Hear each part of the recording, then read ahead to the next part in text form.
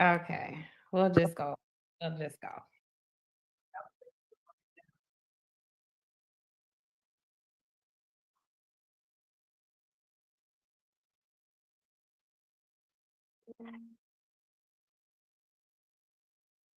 I think that's 15. Okay, all right. Hello, welcome everyone. I am so excited to be here. First off, I want to thank everyone for taking time out of their evening. I know everybody's got dinner and kids and getting off of work. So we really want to thank you for taking the time out to meet with us today. So I'm Dorothy Poole.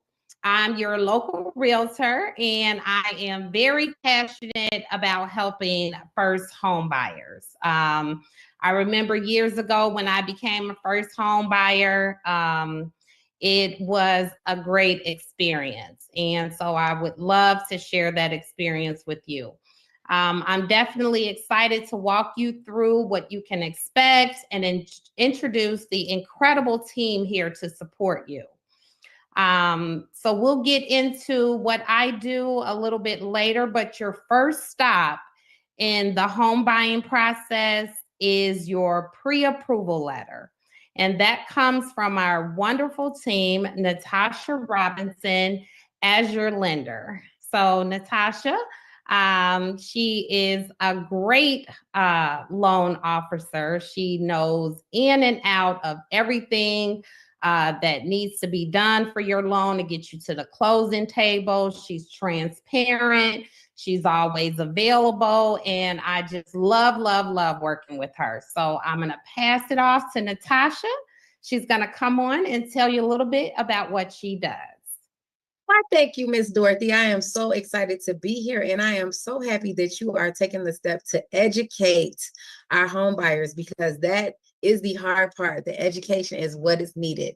So thank you guys for joining. I am here with my team member, Ben, and we're going to give you some gems as it relates to getting pre-approved for the mortgage. As you notice, the first step is working with the lender. I know you guys see the pretty homes on Instagram, and as soon as you see them, you click the realtor and you say, I want to see that home.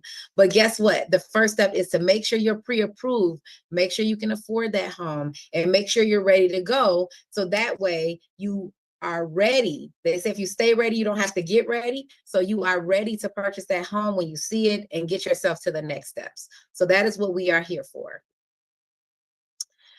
So why should you buy a house instead of renting, right? You should buy a house instead of renting because when you rent, you're basically paying someone else's mortgage. So if you are someone who has rented for 15 years, 20 years, you are not alone. There are many people who have rented for 15 and 20 years. But guess what? A mortgage generally is paid off in 30 years. However, there are ways that you can pay it off in 20 and 15. And we work hard every single day so we can enjoy our life. But when we get older, we're limited on what we can do. So when you work and you pay off your house, right? Now, when you retire and you get your Social Security, your benefits, pension, whatever it may be, you don't have to worry about a mortgage because you made an investment. So I know you guys see everything on social media like, oh, I got to build generational wealth. I got to invest. I got to flip. And it looks real scary. But at the very least, if you just purchase the home that you're going to live in, if you just purchase that one property, you will build wealth for your family, right? And that wealth is something you can utilize to leave behind. You can utilize it to pay for your kids' college. You can utilize it for all types of things, but it's something that you'll have if you make this step. I'll let Ben talk about common first-time buyer mistakes. We get a lot of leads and we hear about them every day. So Ben, let's talk those common first-time buyer mistakes. Yeah, so we see a lot of things. Waiting too long to get started. So a lot of people are a little weary, like, oh, rates are a little high right now. I think I want to wait until rates go down. Well, what if they never go down? They go up, and then you end up getting stuck with a higher interest rate. So if you think that right now is a good time to buy it. If rates go down, you could always refinance. So, nothing's stopping you there. Relying on only on online listings. If you reach out to a realtor or a professional who knows the markets, they're going to have listings that you won't necessarily see as well. Ask as many questions as you can. This is a pretty daunting experience for someone who's never been through it. We ask for a lot of things. We try to educate as much as possible. So ask as many questions. There's no such thing as a stupid question.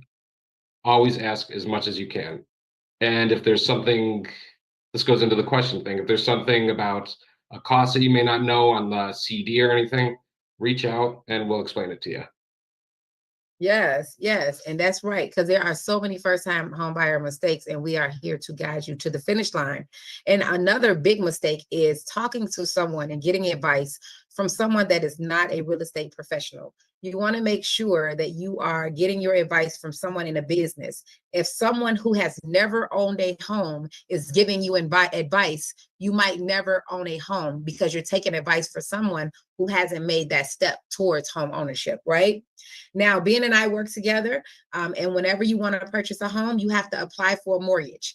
There is a link that you'll see at the end of the presentation today where you can scan and you can apply, right? General documents that are needed for a mortgage are 2 months of pay stubs, and it's not 2 months, it's 30 days of pay stubs. And that is just, if you're weekly, we need 4. If you're biweekly, we need 2. We really only need 1 month bank statement, and we do not need tax returns unless you are W-2. Now, you see these general documents that the system spit out. That is what happens, right? But when you work with a professional team that knows the guidelines, you don't have to send documents that you don't need. So 30 days of pay stubs, 1 month bank statements, and your last 2 years W-2s, right? The W-2s are what you give to file your taxes. That is pretty much what we need to get you pre-approved. If a business pops up, then we're going to ask for your tax returns. But we no longer need tax returns unless you are self-employed or you own multiple properties. So it is just like going to court. We are presenting a case, and we are only going to talk to the judge about what is required to get you to the closing table, and we will leave out all of the rest of the gibberish. So when you're working with your lender, only give us what we ask you for, and be honest with your lender, because we are here for you. We don't want to get through the process and keep finding out things, right? Because the documents tell your story. So always be honest with your lender, and we will strategically set that file up so that way we can get you to the finish line, right? The underwriter will always find out. They go through everything, they will find out. And Ben does a lot of work with fixing credit for clients, and he doesn't fix it, but he uses a system. So Ben, if you want to talk about how credit can affect the pre-approval. Yeah, absolutely. So when I'm going for a pre-approval, we look at credit, obviously, right? So the minimum technically is 580. We want to see above 620 is usually what we want to see it above. So if it's below 580, I could run some simulations for you, see how we can get that credit score up higher. If you have a higher credit score, you're going to get a lower rate, which means a lower monthly payment, right? So your credit history is going to affect your down payment, how much you can borrow, and like I said, your interest rate. Y'all got that? We done got through credit. We done got through documents. We're gonna stop renting, and we're gonna own. And for all my young people, I got one down here on the screen. It is okay if you don't know where you're gonna live in 2 years. Short story, my client, she purchased in Chicago, husband got a job offer in LA, moved to LA, bought a new house in LA, got a new job offer in Chicago, sold in LA, made over 200,000, bought in Chicago, got a new job offer in Texas, bought in Texas, right? Sold Texas. Now they're about to move back to LA because they miss LA, but they basically moved with the job and still made money and equity in their transition, right? If you are moving 100 miles from your current home, you can get another FHA loan or another low down payment assistance loan. So don't listen to the myths. Call your lender so we can walk you through the process, right? How much can I get pre-approved for? DTI. DTI is a big term in the mortgage world. It's your debt to income ratio. What does that mean? If you make $1,000 a month and you have $500 to spend, that is 50%. So I make $1,000 a month, I can have $500 in bills. If your mortgage is $400, then your credit cards and student loans, those minimum payments would not be able to exceed $100. That would put you at $500 in debt versus your income, you would be at 50%. That is pretty much the magic number. Sometimes we have to go slightly lower and sometimes we can go a little higher, but that's just giving you an idea where you need to be able to purchase a home with your debt versus your income, right?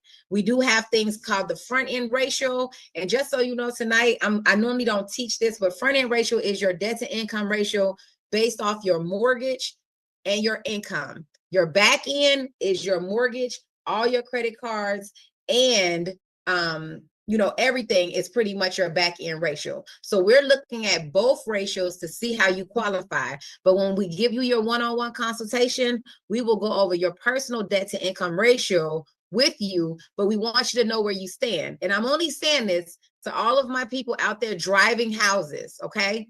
If you have car notes, that's $1,200, $1,300, $1,400. If you make $3,000 a month, $36,000 a year, and you take a car note for $1,500 a month, you have used 50% of your debt to income ratio. So now you no longer qualify for the house. Cars will depreciate, and often you will trade them in 5 to 7 years. A mortgage will appreciate. So buy don't buy the car, buy the house before you buy the car, because car dealers don't care about DTI like lenders do. So if you can, buy the house first, so your debt to income ratio will be intact, right? So that way you can make sure you get to the you make sure you don't miss out on home buying opportunity because you bought an expensive monthly car note before you secured your vehicle, right? The monthly payment, it includes your principal and interest, taxes, insurance, right? And if you don't put 20% down, you're going to have what's called mortgage insurance. You're going to have what's called mortgage insurance. So we will give you your total payment. Before you go out with Dodie and look at houses, whatever that payment is and whatever the closing cost is, you want to make sure that you can afford that payment. We cannot see if you go to the casino. We cannot see if you got a kid at Howard like me who is very expensive. We can't see those additional bills on your credit. So make sure that you take a payment that you can afford. When is the time to buy? When you get a mortgage payment that you can afford, right? Because if you lived there for 30 years, it doesn't matter about selling, because your goal is just to eventually have a free and clear mortgage. We offer many programs, and I know I've been talking for a little while, so we're going to come back. Dodie's going to be having a series of seminars, but we do offer this the CHAC program. We have I-10 loans. We also offer the IDA loan, which is a grant that gives you up to $10,000 through the government. The CHAC loans will give you $10,000 from the government, right? You can put as low as 3.5% down on a 1, 2, 3, or 4 unit FHA, and conventional 5%. Ben talked about the 580 credit score. That is for FHA. Conventional has slightly higher scores. 2 different programs. But once again, don't worry. We have the programs. Once we see your profile, we're going to tell you what you qualify for. And if there's some things we could recommend to make you qualify for a little more, then we are going to go over that as well when we have our one-on-one consultation. Okay. And just so you know, it is a myth that you do not have to put 20% down on a conventional loan. As you can see, we can go to 3%. So once again, if you thought you had to put 20% down on a conventional loan, then I think you agree with me that you need to talk to your mortgage professionals before you make decisions on buying a home, to make sure you have the right information. Once again, we talked about IDA. Once again, they give up to $10,000. You do need a credit score of a 640. IDA is an amazing program. We just missed out on their grant where they paid out $40,000 in student loans. It may come back, but the programs come and go all the time, right? So I appreciate you listening to me. I am your loan officer, Natasha Robinson, MLS number 33274. You have Ben Melnick on today, and I am going to pass it back to Dodie, because the next step is to shop for your home. And that's what you really want to do. That's really what you want to do first. So let's go. That is the fun part. So yes, you see why Natasha is the best at what she does, as well as Ben. She's very knowledgeable. She gets the job done. So like she said, the first step is to go to her. You retrieve your pre-approval from her. And then I come in the picture and we start to have fun. So I will review your document, your pre-approval letter, stating the mortgage that we should stay at for the price of the home. It also will include some tax information. We can always reach back and forth to Natasha Robinson and her team to make sure we're in alignment with your pre-approval as far as purchase price and taxes that go along with the property. So yes, that's what I do. You bring the pre-approval to me. We have our consultation. I start to find out what areas you're interested in, what city, what part of the city, what suburbs. I'm licensed in the whole state of Illinois, and I will go anywhere. So yes, so you bring the pre-approval to me. We discuss how many bedrooms you want, if you want a backyard, if you want an attached garage, if parking is important to you, school districts are important to you, shopping nearby home is important to you. So what I do is I gather all of this information, I put it in my database, and I start to save things for you where you will get a listing every single day if it becomes new and available in the areas that you're looking for. So I may set your email to come at 8 in the morning. If 2 new properties came on the market from the last time you got a listing, you'll get those new properties. You'll be able to look at the pictures.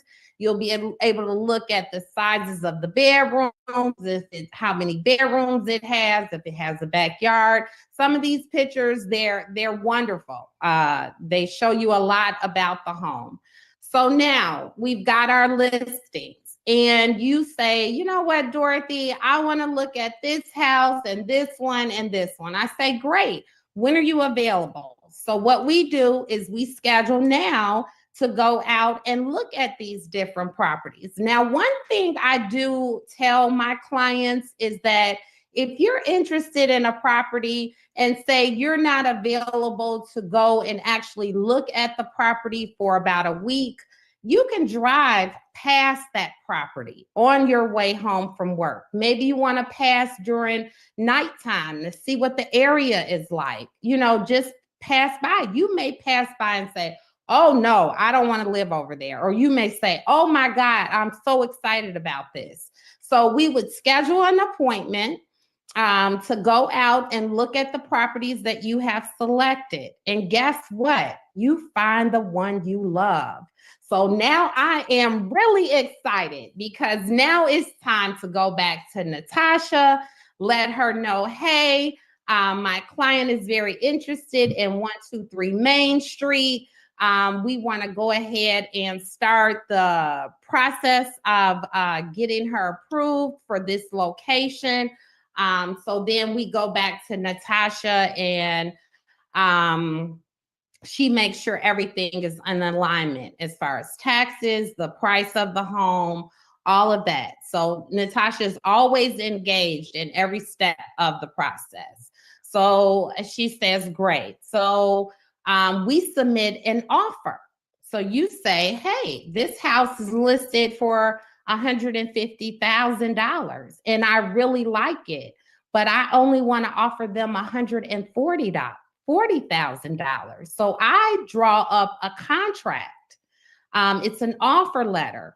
And I put in all the fields, what you want to offer, if you're requesting closing costs, because I'm the one that negotiates with that other realtor to get you the best deal. That's my job, to make it affordable for you.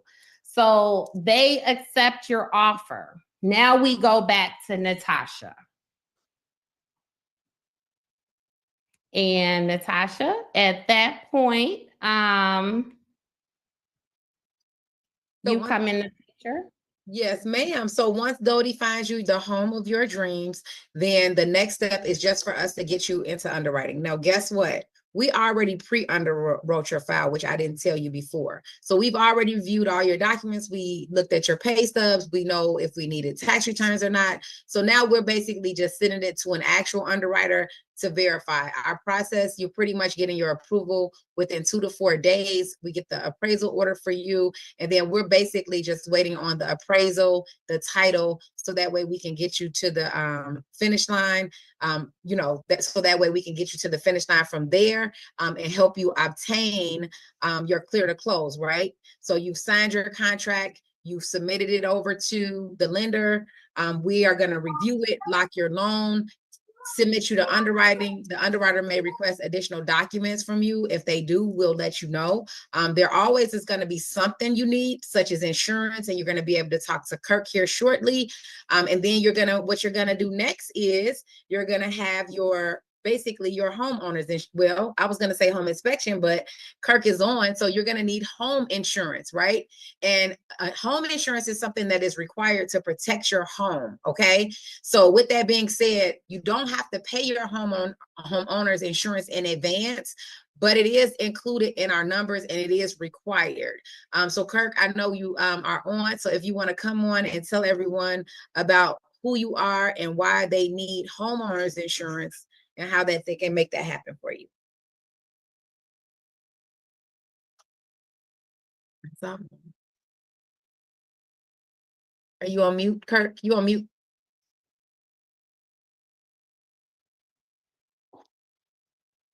Okay, can you hear me? Yes. We Hi, can hear Kirk. you. Hey, how you doing? I can't hear you all too well, but I'm gonna go ahead and over here feed my son. I'm gonna go ahead and educate you all real quick. Hold on. Okay, I think that's what it is. Can you hear me better now? Yes. Yeah. Okay, cool. I can hear you all better. So when it comes to homeowners insurance, one of the main things is you want to make sure your property protected. Now, a lot of people believe that fires is the number one claim that we get. Honestly, the number one claim that we get, it calls for, is water in the basement. So it's always good to talk to somebody that you can trust, like me, an insurance professional, where I will ask you, have you ever been a victim of having water in your basement? Because again, that is the number one claim that we get. I don't know if you all remember a couple summers ago on the west side, we got a lot of rain. People didn't have this coverage, so FEMA had to come in to make sure that they were covered and pay for those claims. Um, Number two, when it comes to homeowners insurance, your deductible. Now, a lot of people think, hey, does deductible operate the same as your auto insurance deductible? You have to pay it up front before you get your car fixed or looked at. Your homeowners insurance deductible, all it means is any damages under that amount, you're responsible for. So I recommend two different deductibles, either a $2,000 deductible or a $5,000 deductible. Again, that means any damage under $2,000 or $5,000, you'd be responsible for. For instance, if you had a $2,000 deductible, you had $10,000 worth of damage, we will cut you a check for $8,000. If you had a $5,000 deductible, you had $10,000 worth of damages, we'll cut you a check for $5,000. Now, the higher the deductible, cheaper the rates. Another thing people talk about when it comes to homeowners insurance, the bottom line. What's the price going to be? Now, price varies depending on zip code, your claims history, your credit history. Come on, son. And all of that above and above. So, but the best way to get your rate, the best rate is to bundle, which I will talk about when I talk to you. I will see if you're gonna bundle your home and auto together, because the more business you do with the same company, the better the rates. But sometimes it has to make sense. So I might say, hey, keep your auto with Allstate or Geico, and then we just do the homeowners insurance. But that's how you get your best rates. Another thing is, for those people that plan on buying multi-unit properties and having tenants, there's a coverage that's called additional living expense and fair rental value.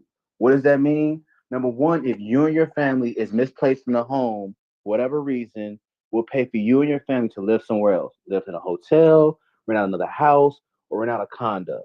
Now, on the flip side, if your tenants can't live on the premises, we'll pay you their rent. Because we understand this is a business interruption. So it's protect and ensures your monthly cash flow. Now, this doesn't come into effect when people stop paying their rent. Okay? Again, this coverage comes into effect when there's a natural disaster and people can't live in a property while we're doing repairs. Other than that, that's just a quick glimpse of homeowners insurance, how you get your best rates. Do I have any questions out there by chance? I think someone's watching the questions, but if we have some questions, we'll let you know, or we'll get the answers to them, because we are live on Facebook, YouTube, and Instagram, and the Zoom. So we learning this technical situation over here. But if we see any questions, we'll definitely let you know. And then we're going to send it on back to Dodie so she can introduce the next person after you get your contract accepted. And we didn't talk about the attorney. So you will have an attorney in that process. But next we'll talk about the inspector. But go ahead, Ms. Poole. Yes, so thank you so much, Kirk. That was very informative. He's a great agent. Next we have coming to the stage, drum roll, is Jason Ziegler. He is my #1 inspector. If it's something there, Jason's gonna find it. So an inspector, and he'll tell you a little bit more about what he does. But I remember my first experience with Jason. I was selling a home to this lady, and I just went everywhere he went. I didn't go on that roof, but I went everywhere he went. And he's like, look, you see that? I'm like, no. He's like, it's there. So Jason will find it. If it's something there, he will find it. Jason's going to tell you about how he creates his report, what we do with that report. That involves the attorney. But I'm going to give it over to Mr. Find It, Jason. And welcome, Jason. Hello, everybody. Can you hear me? Yes. All right. I am over age. I am approaching senior, so I have to make sure that my technology is working as it should be. As Ms. Poole said, I am your new favorite home inspector, and my part of the process is Ms. Poole has probably done a wonderful job finding you the perfect home for you. My job is to come into that home. And of course, when you're looking at a home, you're looking at where I'm putting the couch. You're looking at where I'm putting the TV. Junior's room is going to be in that color corner. You're not looking for that stain in the ceiling. My job is to look past how pretty the home is and come in and see all the things that you may not be paying attention to. My disclaimer on homes is it's just like buying a used car. There's always going to be something wrong. I'm going to find something. I usually tell people, don't let that alarm you. It's one of those things that you need to know what you're getting into prior to getting into the home. Obviously, I'm going to look at everything from the roof to the plumbing to the electrical, testing all the outlets, opening all the windows, making sure there's no rot at those. We're looking at foundations. We're looking at everything from the outside of the slope of the home. Is the chimney in good condition? At the end of that, I put all of that information together in a report, share it with your realtor, you share it with your attorney, and that's where the negotiation comes into play. I don't play a part in that part of the process. My job is just to come in and see what's wrong with the home.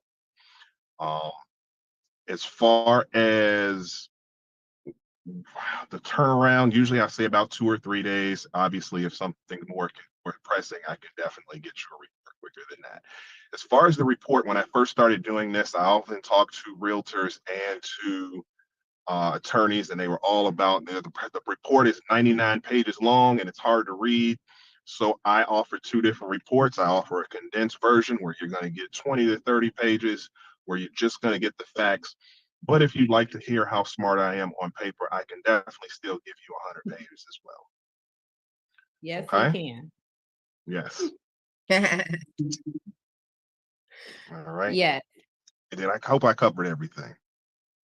Yes, that was great, Jason. I really appreciate that. And he is absolutely the Inspector Gadget.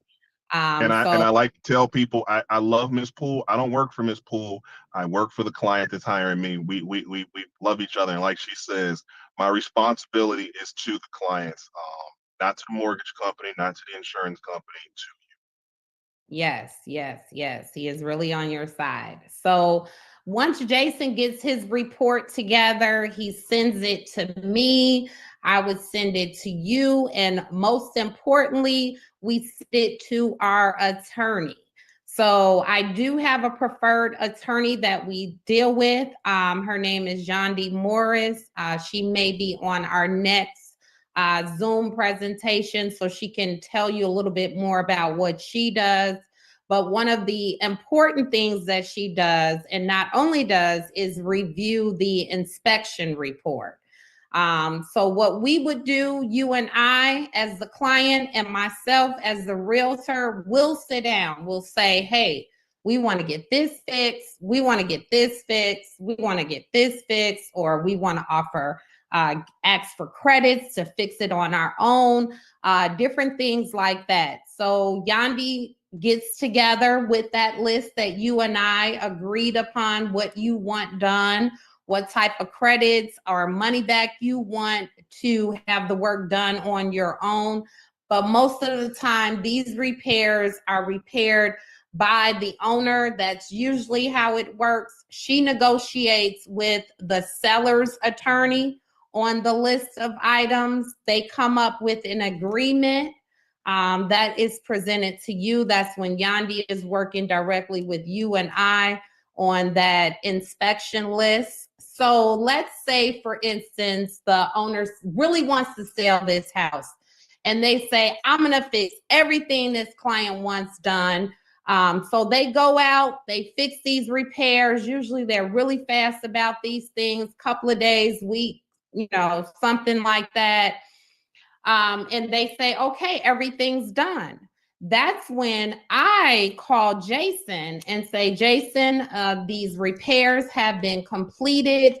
When can you come back out? So Jason will come back out.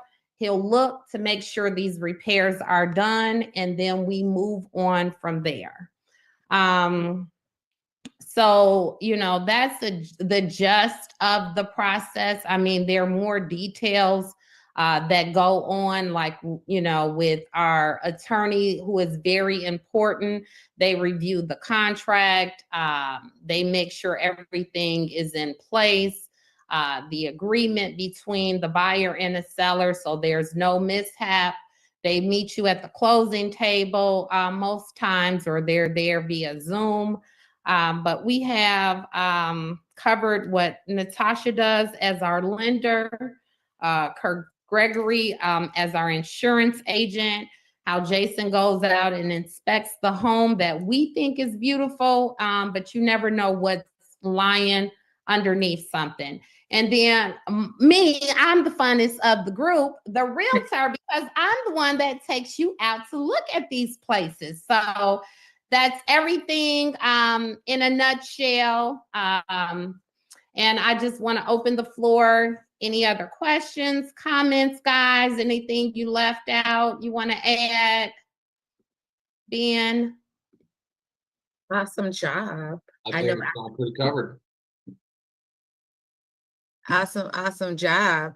Well, I know that some of you guys didn't get to say how to reach you. So Dorothy, I think that Yes. you should definitely do that.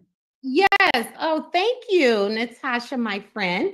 Yes, I can be reached at area code 773-972-5472. For the quickest response is to text me, because I always have my phone in my hand. But like Jason's at a softball game, might be at gymnastics, basketball, and it's loud. So I work constantly on my phone via text.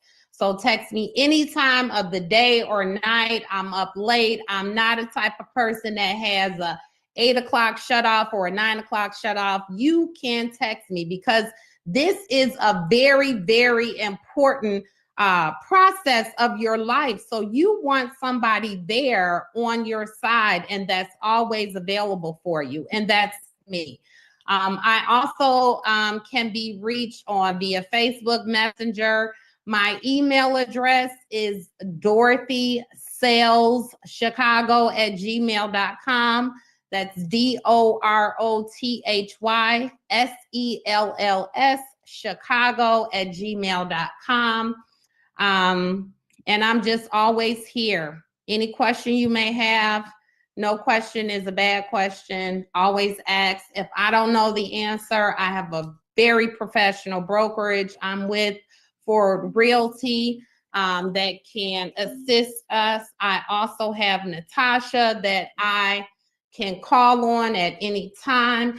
Jason always responds to my text instantly. Kirk's available. So any question you have, you just text me. If I don't have the answer right then and there, I'll definitely get back to you.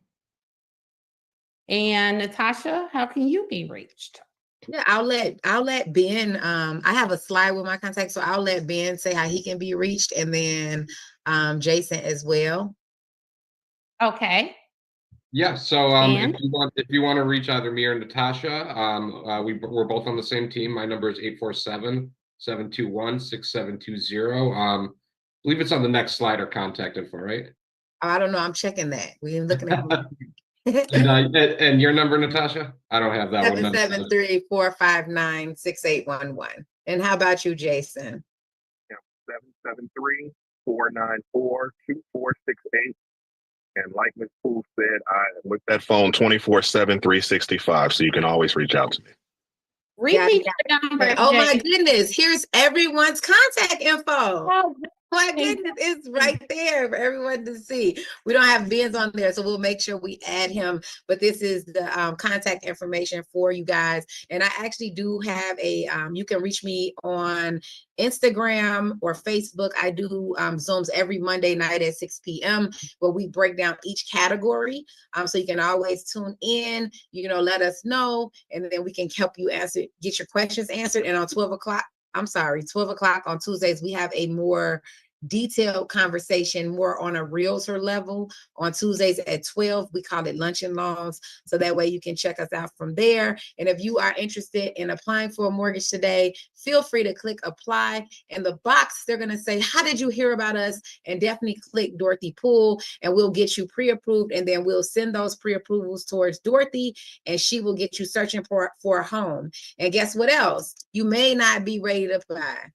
You may be a little overwhelmed. This may have been a lot of information, and you are renting and you just, I'm just going to stay renting, but you can click the second survey, right? And we can have just a quick conversation if you're not ready. Maybe you're not ready. And after my consultation, I'm going to tell you, or maybe you are ready, right? And we will know once we complete the survey. So that way we can kind of let you know from there. But that's all that I have. Dorothy, thank you so much for allowing me to share your Homebuyer Seminar on the platforms. And I look forward to making more first-time home buyers. We'll teach you about house hacking. We'll teach you about renovation loans. We'll teach you about DSCR loans. We will teach you about so much, but for tonight, we just wanted to give you the very basic of the process of going from pre-approved to meeting with my realtor, to getting a contract, to getting to the closing table. So I'm excited. I'm excited, Ms. Poole. Yes, I am as well. I feel a buyer coming on. I feel some house hunting coming on. So yes, we want to open the floor if anybody has any questions. They need clarification. However, things are private. Some people want some confidence. You can definitely reach out to either one of us, and we'll definitely be able to answer those questions. Okay, I do have a question. I wanted to ask, what website was that to go to apply? That is this website right there. You will scan the one to the left, and that'll take you right to my page. And then you'll put your basic information in. And just so you know, at the end, they're going to ask you for your credit score. And that's when normally my clients just stop. When you put your credit score in there, it's going to be a soft pull. Credit reports cost about $91. So we call you back. We make sure that you're interested in what we're offering. We will be able to see what's going on with your credit from the soft pull, but it won't be a hard pull. And then if you want to move forward and be in a relationship, we'll pull your credit, issue your pre-approval, and your credit report is good for about 4 months after that. Okay, thank you. No worries. Thank you. Thank you. Great question. Anyone have a question? How do I get $1 million with $1 down? That's my question. No questions? Well, like Dodie said, there's no such thing as a bad question. So I know that we can't see all the questions from the different platforms, but we do a very good job with getting back to you guys immediately. Yes. Well, I want to thank everybody for either tuning in, coming on with us. I want to thank Natasha Robinson and her team being as awesome as well. I want to thank Kirk Gregory, our insurance agent, my inspector gadget, Jason Ziegler. I want to thank him as well. Like I said, we'll have another one of these things. We'll come up with a different topic of feedback that we've given to see what people want to know about. What questions do you really have? So stay tuned. Follow my page on Facebook. I'm also on Instagram half the time. Natasha Robinson is always prevalent, and she has Zoom calls all the time. So you'll be able to get information. Again, to the left, ready to apply, scan there. And you never know. I just want to leave one tidbit. I was renting before I became a homeowner, and I was ready to move. And I said, friend, I got to find me another apartment in another area. She said, are you crazy? You're about to buy a house. I was like, I'm not ready to buy a house.